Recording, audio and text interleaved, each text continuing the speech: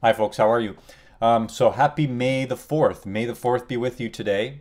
And I'm going to go over my trade reviews. So on the SPYs, I had a trade in the morning here and we'll go over that real quick. But first I want to go through what I was thinking about going into this morning. So we had a gap down open and I was watching the NASDAQ chart and the SPX chart on these hourly timeframes. And generally, if you look at the SPX, you can see that we were in an hourly uptrend. We actually managed to change that hourly trend with a high, a higher low, and a higher high here. But we proceeded to lose that hourly uptrend. And then we were into this sort of a thing where we were looking for a lower high here.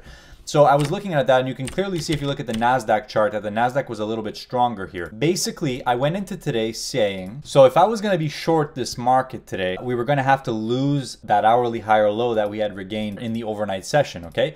So that for me was the make it or break it level to be short or long. If you look at the Qs, it would have been approximately 210.40, the price level that I was talking about. It was hit around 5 o'clock in the morning. If we don't go below that level, that was going to be stay long in this market in my opinion, because we're in an hourly uptrend now. So generally what happened was I was watching the Qs this morning and we had moved lower to test this 211.21, and by the way 211.21 is another higher low on the 4-hour chart. But we started to catch a bid off of some of these levels today, and that's what gave me a bit of a long bias. So when we moved down to test this 280 area, and I was skeptical of the bears and I wanted to see the bears prove themselves. So basically as we moved down on the SPY, we came into this range where we were in a sort of a chop fest right here. So you can see this type of action where we have a extremely big leg down. We try again, break this low by a few pennies, and then try another time and then result in this kind of price action. So for me, that tells me to get long. So I got long there, and basically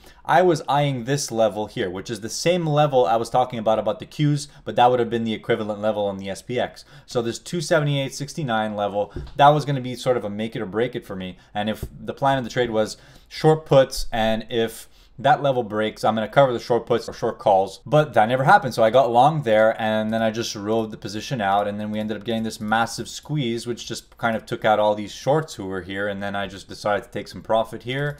And yeah, so I'm shorting the same day expiry options, guys. So I'll show you those entries right here. I entered at 9:42, which is exactly where I put that green dot. And then I took some profit at 10.03. You can see I entered the position, I collected $49 per spread, covered one for 26, and then I covered the other one for 19. So my reasons for covering was generally because these markets were kind of chopping around a little bit much, and we were seeing some help bids on the Qs, and the financial sector is still relatively weak. So if we look at what the financial sector is doing, we're actually in a downtrend here, and there was some signals of that. Actually up here, I was watching how the price was moving up for a lower high, and it looked very clear that a lower high was likely being set when I saw a whole bunch of prints on the offer, but that offer would just not move at all. So we were at 21.73 and we saw a whole bunch of prints coming through, 73, 73, 74, 73, and then we slowly faded back down. So that's what you call a held offer. All right, guys, so I'm going to leave it there for today. I'm done for the day here. Financial sector is still pulling back in this downtrend.